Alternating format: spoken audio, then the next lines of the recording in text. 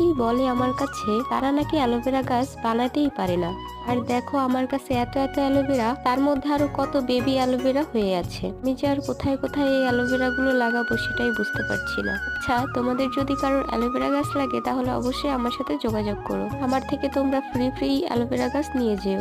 জানো তো অ্যালোভেরা গাছের কোনো যত্নই করতে হয় না। অ্যালোভেরা গাছের জন্য ঝুরঝুরে মাটি প্রয়োজন, 4 ভাগ মাটি এবং 4 ভাগ বালু ও তার ভিতরে 2 ভাগ গোবর সার, আর না হলে তোমার কাছে যে সার রয়েছে তার 2 ভাগ দিয়ে গাছটিকে বসালেই দেখবে গাছটা ঠিকঠাক হয়েছে। কারণ এই গাছ একদমই পানি পছন্দ করে না। মাটি পুরোপুরি শুকালে তবেই পানি দিতে হয়। ছাদের এক কোনায় দেখলাম এই টবটি পড়ে আছে, তাই কোনো চিন্তা ভাবনা না করে এই টবেই অ্যালোভেরা দুটো উঠিয়ে বসিয়ে নিয়েছি।